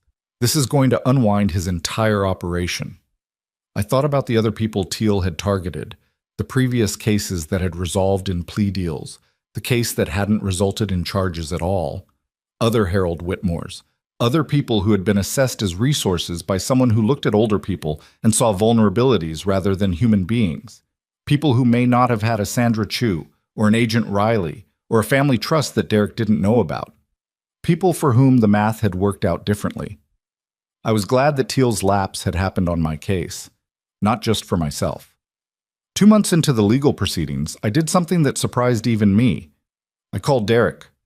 I want to explain why, because the obvious question is why on earth I would call my son, who had stolen my retirement savings and left me to die in a blizzard, and the answer is not simple. I had been talking to a counselor, a practical, direct woman named Dr. Marsh, who had been recommended by Dr. Reeves at the hospital, and who had none of the soft edges I had expected and didn't need. And she had said something in one of our sessions that had stayed with me. She said, "Sometimes people need to say the thing they need to say, not because it will change anything for the other person, but because carrying it unsaid is its own kind of damage." I was not calling Derek to reconcile. I was not calling him to give him the opportunity to explain or apologize. I was calling him to say something that I had been carrying and that I was done carrying. His attorney had told him not to speak to me, which was the correct legal advice, and which Derek followed. The call went to voicemail. I left a message.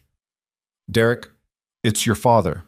I don't expect you to call back, and I'm not asking you to. I have one thing to say, and then you'll never hear from me again unless it's in a courtroom."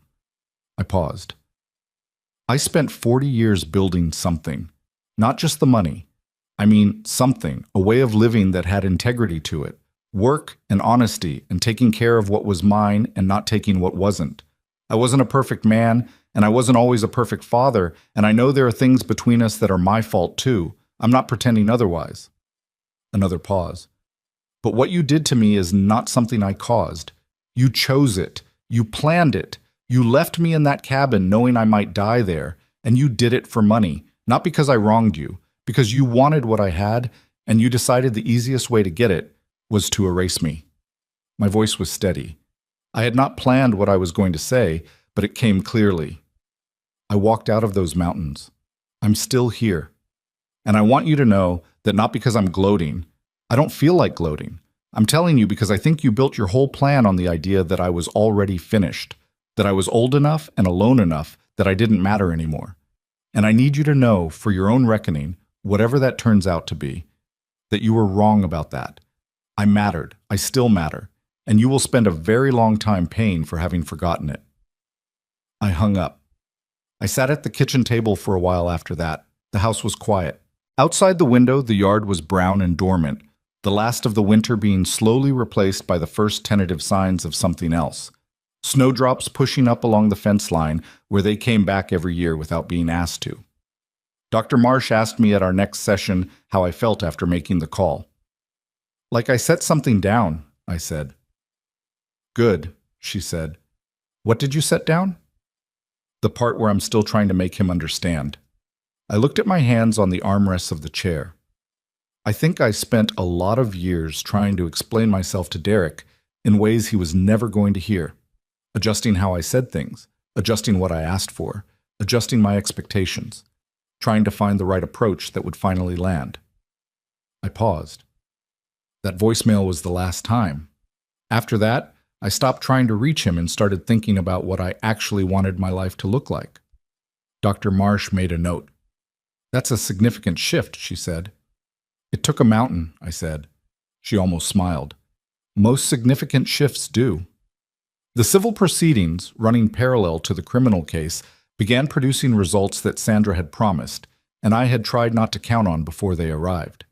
The credit union had managed to freeze a portion of the transferred funds before they were fully dispersed, $160,000 of the $412, recovered through the cooperation of 2 financial institutions that had flagged unusual activity.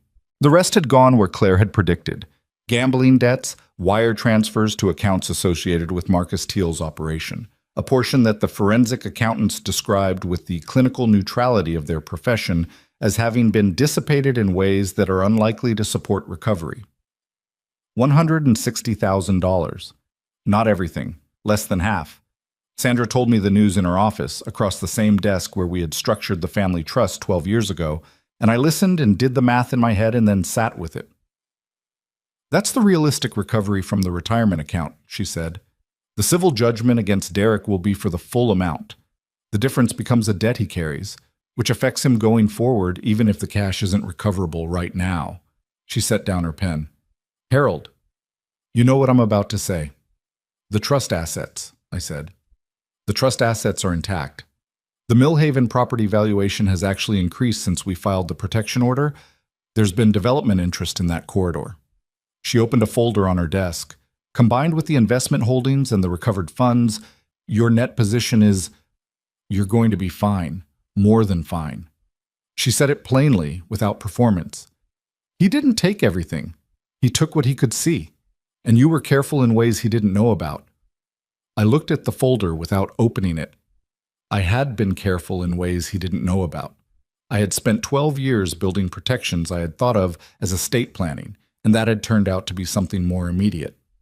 Sandra had proposed the trust structure on the basis of tax efficiency and generational transfer, and I had agreed to it for the same mundane reasons. Neither of us had known at the time that we were building a wall between me and a threat I hadn't imagined yet. Sometimes the sensible thing turns out to be the life-saving thing, and you don't know it until you need it. The criminal trial date was set for late spring. In the months between, I watched the case build from a distance. The way you watch something large and slow-moving that has your name on it but is no longer in your hands. Sandra updated me. Riley updated me. I gave a deposition in January that took 4 hours and left me drained in a particular way that had nothing to do with the physical effort. Sitting across a conference table from Derek's defense attorney, a competent man named Brill, who was doing the job he was paid to do, answering questions about my son with careful precision, not because I wanted to, but because the truth was the only thing I had that was worth giving. Brill tried several times, with professional subtlety, to suggest that my account of events might have been affected by the hypothermia, by stress, by the particular fog that can settle over a person's memory during a traumatic experience. I answered him with the same patience I had used to get through those 3 days in the cabin. I had not been foggy. I had been cold and afraid and utterly alone. But my mind had been working with the brutal clarity that fear sometimes produces, cataloging everything, holding every detail against the possibility that I would need it later. I had needed it later, and I had it. The day Brill asked me in a tone of deliberate casualness whether I was certain Derek had known about the approaching storm before we left, whether it was possible he had simply been trying to help his distressed father by taking him somewhere quiet, I leaned forward slightly in my chair and looked at him with a steadiness that I did not have to manufacture. My son told me the roads were getting bad when he arrived at my house at 8:30 in the morning, I said. They weren't bad at 8:30. They got bad that afternoon. He said the roads were bad to create urgency, to make me feel like we needed to leave quickly, before I had time to think about it clearly. I paused. The storm forecast was public. It had been in the news for 2 days. Anyone who wanted to know it was coming had the information available to them. Another pause. My son wanted me out of that house and into that cabin before I had a chance to make a phone call or contact my attorney or do anything else that might have complicated his plan. The weather gave him a reason that sounded like concern. It wasn't concern. Brill moved on to his next question.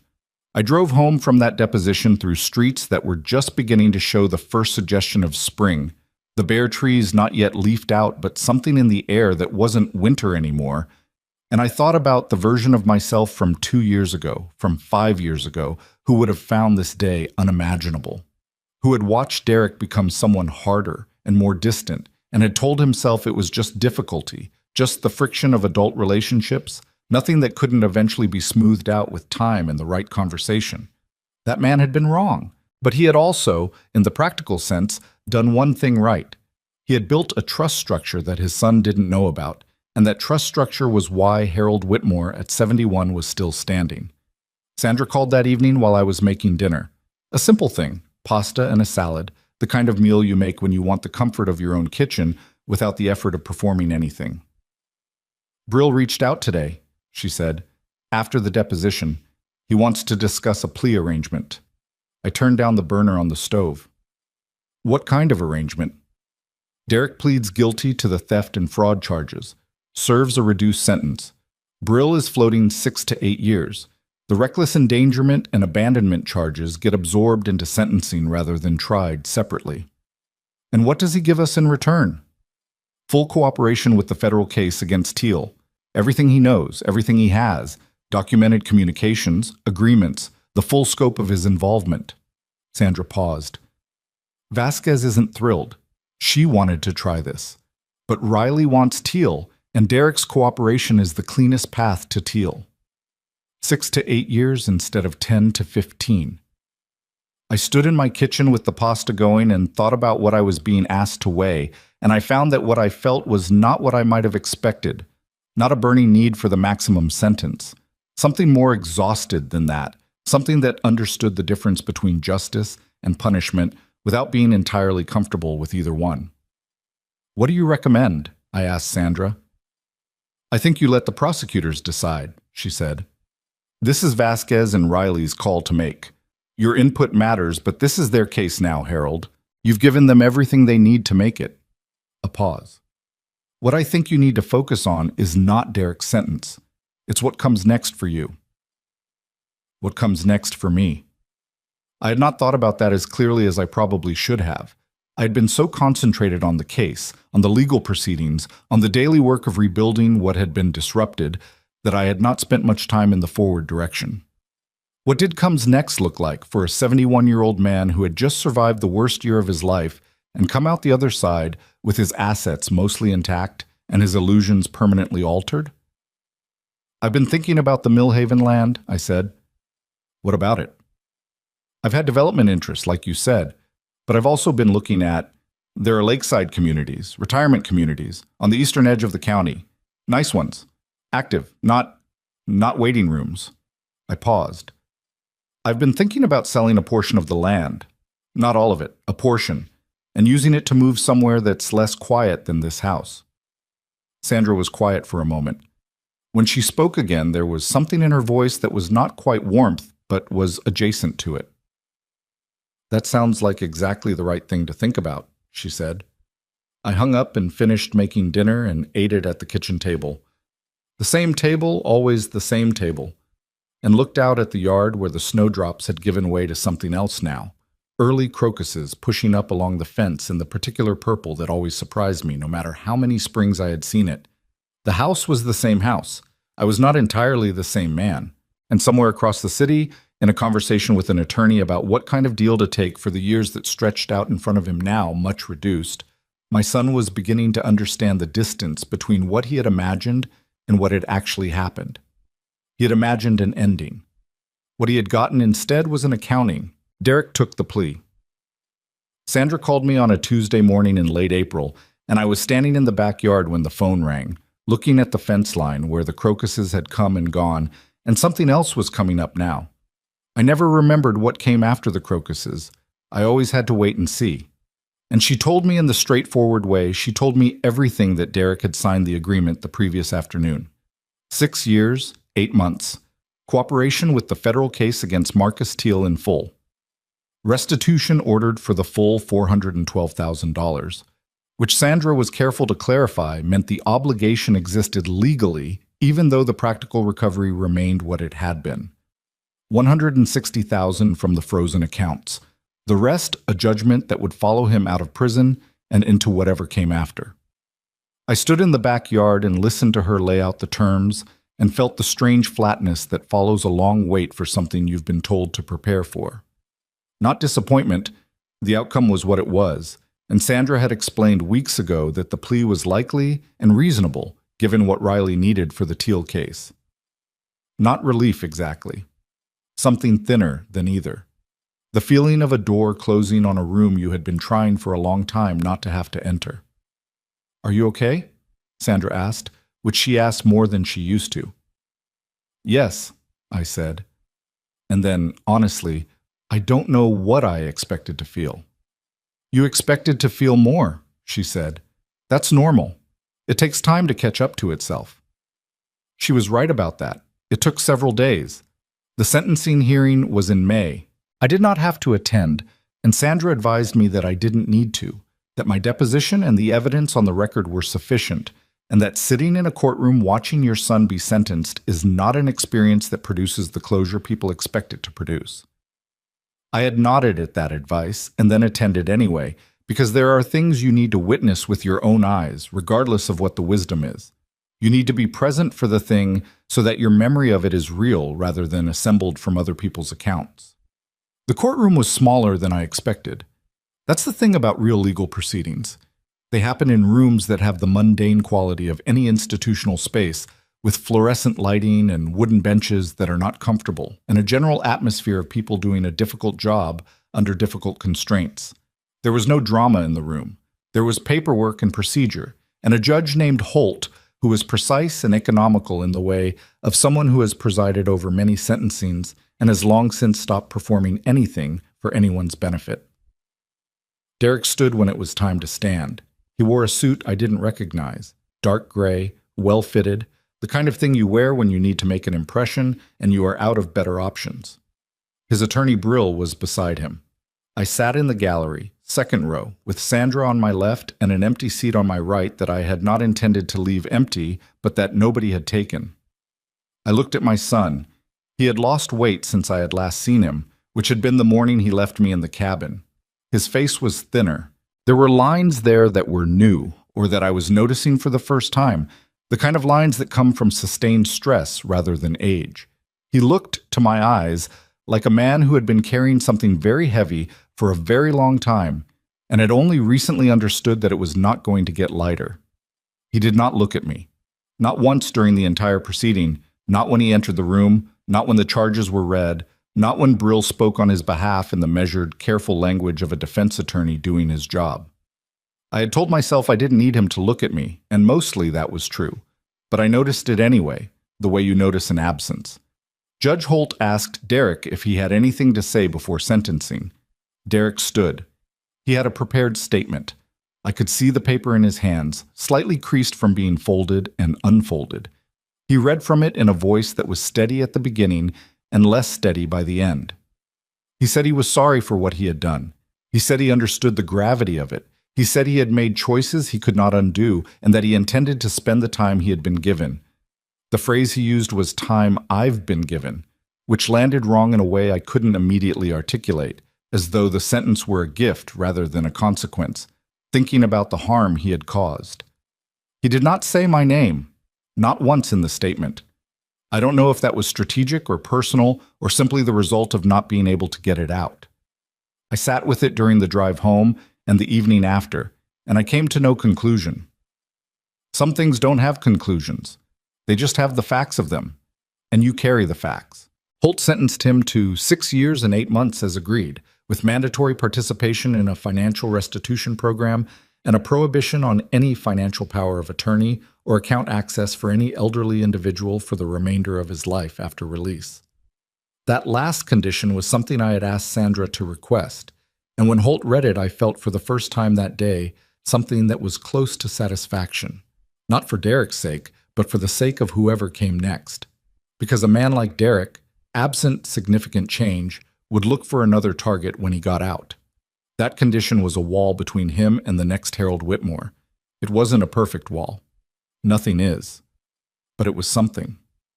Marcus Teal was indicted on federal charges 3 weeks after Derek's sentencing. I heard about it from Agent Riley, who called on a Friday afternoon with a brevity that told me he was in the middle of other things, but had wanted me to hear it from him directly. Wire fraud, conspiracy, racketeering across 4 jurisdictions. The evidence from Derek's cooperation, combined with what Riley's unit had been building independently for 2 years, had produced a case that Riley described, with professional understatement, as solid. Will it hold? I asked. Teal's attorney is good, Riley said, but the burner phone messages are what they are, and we have 2 other cooperating witnesses from previous cases. I feel good about it. A pause. Mr. Whitmore, I want you to know something. Your case, so the way you documented everything, the way you gave us your statement, the clarity of your testimony at the deposition, it made a difference to how strong this case is. You were a good witness to your own situation. I thanked him.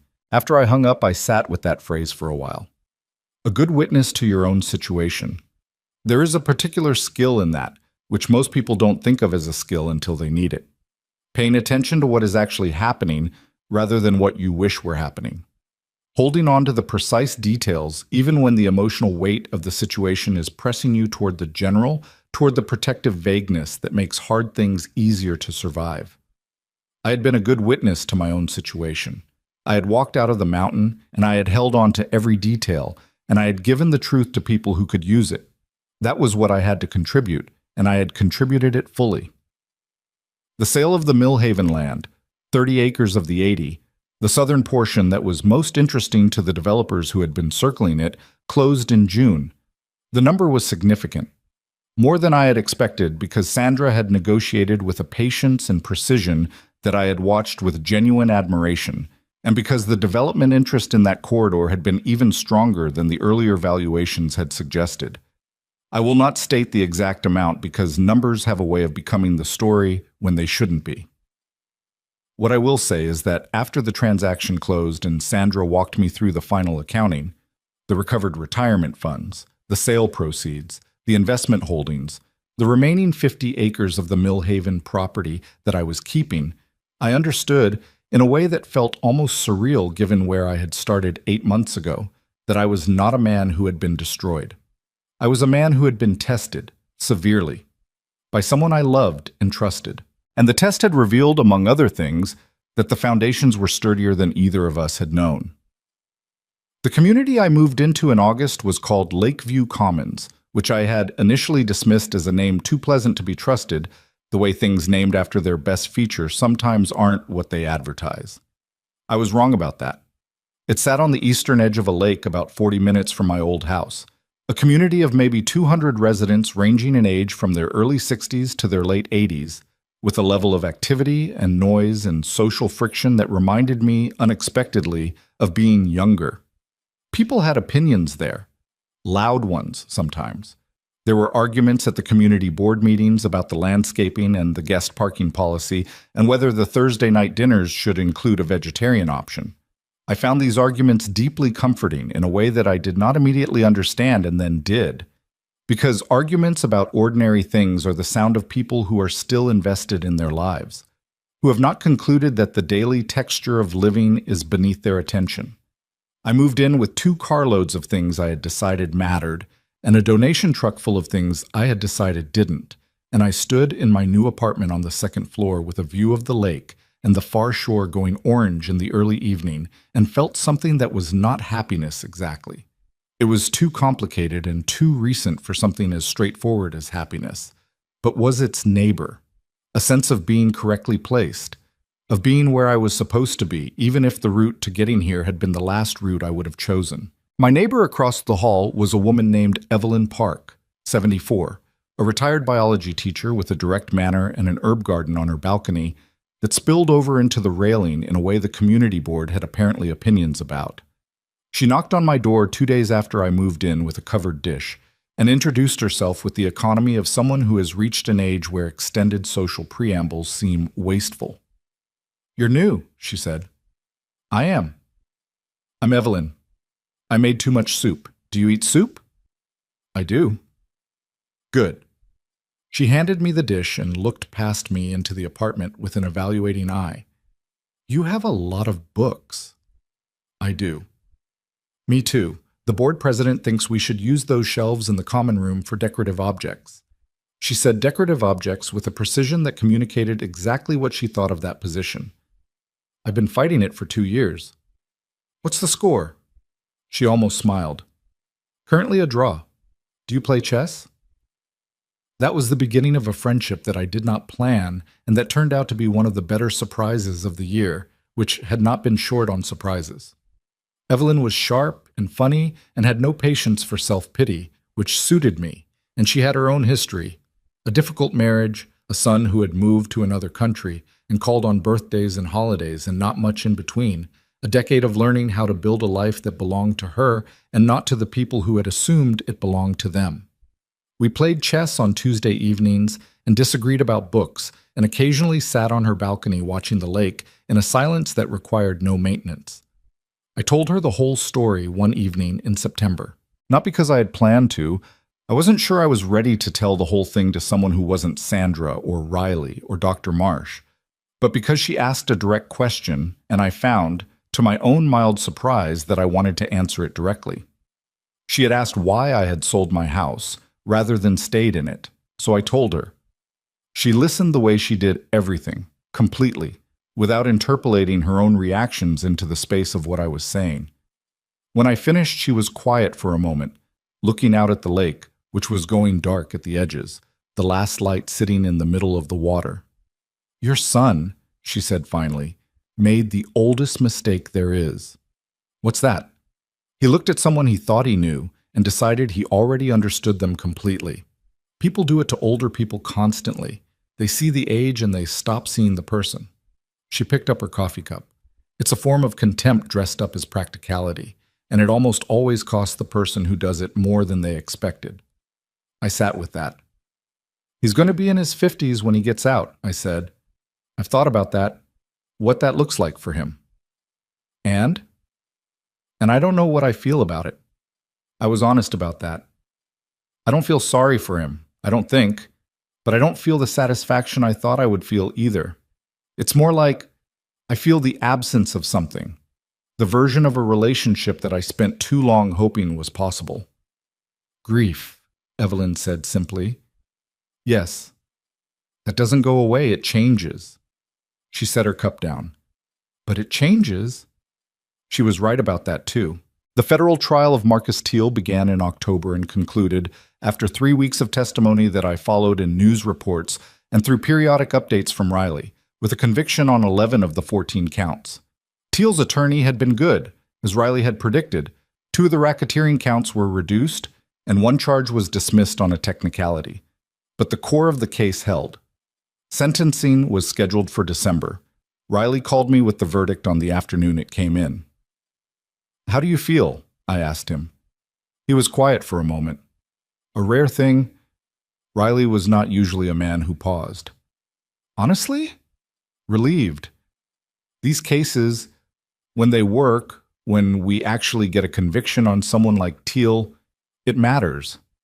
Not just for your case. For the cases he would have run if we hadn't stopped him." A pause. "There were 6 other potential targets we identified in his communications. 6 other people he was positioning. We were able to reach all of them in time." 6 other people. I sat with that. 6 other lives that had continued because Derek's burner phone had been sloppy and I had walked out of a mountain and told the truth to anyone who would record it. "Thank you for telling me that," I said. "Thank you for being a good witness," he said. And we said goodbye for the last time. I sat on the balcony that evening with the lake going dark and thought about all of it. The whole year, laid out in the way you lay things out when they are finally, actually, behind you rather than ahead. I am not a man who usually does that kind of accounting. I have always been more oriented toward the practical next thing than toward reflection. But Dr. Marsh had been working on that with me, the practice of looking back in order to understand what you're carrying forward, and I had been trying. What I found when I looked honestly was this. I had spent a significant portion of the past decade accommodating a version of Derek that I had wanted to be true, adjusting, softening, looking away from the signals because the truth they were pointing toward was something I did not want to arrive at. I had told myself it was generosity or patience or the long-term perspective that parenthood teaches you. But there is a point where those things become a kind of cowardice, and I had been past that point for longer than I wanted to admit. Every time I had loaned money and not talked about it. Every time I had changed the subject when he asked questions that should have alarmed me. Every time I had chosen the comfortable story over the true one. I want to be honest about that because I think it matters. Not to assign myself blame for what Derek chose. He chose it. Every step of it. No one made those decisions for him. But the version of me that existed before last November was a man who had decided that keeping the peace was more important than seeing clearly, and that decision had costs. Not just the obvious costs, the quieter ones. The years of half relationships maintained on the basis of what you were both pretending rather than what was real. I would rather have fewer years of something real than many years of something managed. That is one of the things the mountain taught me, if a mountain can be said to teach anything. Not in a grand, transformative way, I am suspicious of transformations that announce themselves loudly, in a small, daily way. The practice of seeing what is actually in front of you and responding to that rather than to what you wish were there. In December, Teal was sentenced to 9 years. I read it in a news report on my phone while sitting in the common room at Lakeview Commons, where Evelyn and I had won the argument about the bookshelves, which now held books, and where a man named Frank Delgado, 77, a retired civil engineer who had moved in 2 months after me and immediately joined every committee available, was across the room complaining to someone about the guest parking situation with a passion I found, for reasons I cannot entirely explain, deeply heartening. I put down the phone. Frank noticed from across the room. He had the attention of a man who has spent a career solving problems and cannot stop noticing when something has shifted in a room. "Everything okay?" he called. "Yes," I said. "It's good news, actually." "Good news deserves coffee," he said, already moving toward the machine. "I'll make a fresh pot." I didn't argue. That evening, I sat on the balcony with a cup of coffee and the lake going silver in the early winter light, and I thought about the Millhaven land, the 50 acres I had kept, the ones that had been my grandfather's, and that I was not selling. I had been talking to a land conservancy about a long-term stewardship agreement that would protect the property from development while keeping it in the family trust, which at this point had no clear heir, but that was a problem I was not in a hurry to solve in any particular way. The land had survived 3 generations of my family. It would survive me. What happened to it after me was something I could think about carefully, on my own schedule, without anyone else's urgency applied to it. That was the other thing I had learned or relearned or learned for the first time in a way that had actually lodged. My life, my assets, my decisions about what to do with the time I had left, these were mine. Not in an aggressive or defensive way, in the simplest possible way. They were mine because I had earned them and built them and protected them, and the person who had tried to make that claim invalid had discovered at considerable cost to himself that it was not invalid at all. I had not stopped being a father. I want to be clear about that, because I think people sometimes assume that surviving something like this requires you to become a different kind of person than you were before, harder, more closed, less capable of the particular vulnerability that love requires. I did not become that person. I don't think hardness was the lesson. The lesson was something more precise, that love without boundaries is not a virtue. It is an invitation to be exploited by people who have learned to mistake your openness for weakness. I had loved Derek. I still loved him, in the durable, weathered way you love someone who has caused you enormous harm and whom you have decided, not easily, you are done trying to save. That is a real kind of love. It doesn't look like the love people talk about in easier contexts, but it is real. And it coexists without contradiction with the absolute clarity that he will not be a part of my life again. Some doors, once they close, are better left closed. Not from bitterness, from honesty, from the willingness to see a situation as it is rather than as you need it to be. The sun was going down over the lake, doing the thing it does in winter when the light is low, and the water catches it in a way that looks almost deliberate, that golden horizontal light that falls across the surface and makes everything visible and everything still. I sat with my coffee going cold in my hands and looked at it for a long time. I was 71 years old. My retirement account had been emptied and partially recovered. My son was in prison. I lived in an apartment rather than the house I had owned for 18 years, had a neighbor who argued about bookshelves and beat me at chess 2 times out of 3, and had discovered at an age when most people assume the significant things have already happened that I was still capable of being surprised by what I was capable of. That is the thing I most want to say to anyone who is listening to this story from wherever you are watching it. Not that betrayal doesn't break you. It does. Not that family is always safe. It isn't.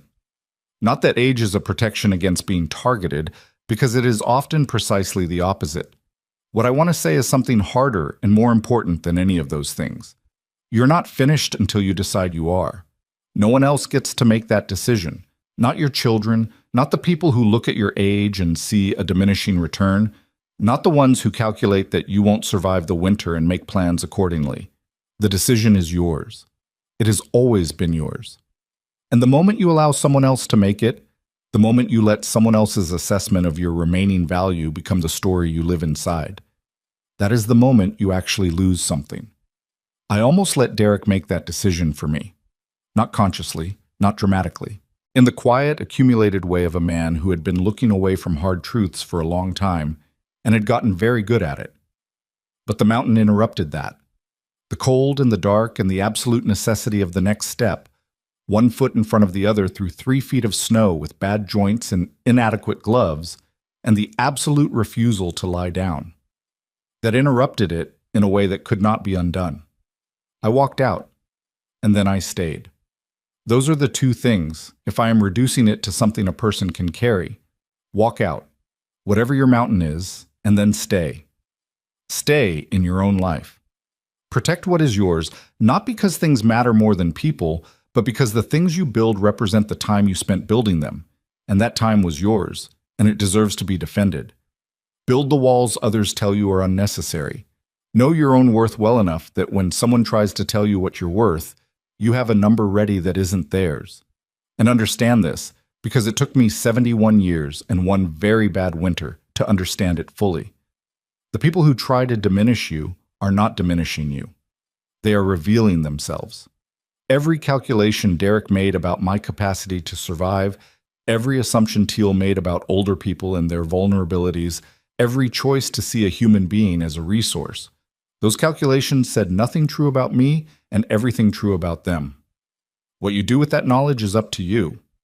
I finished my coffee.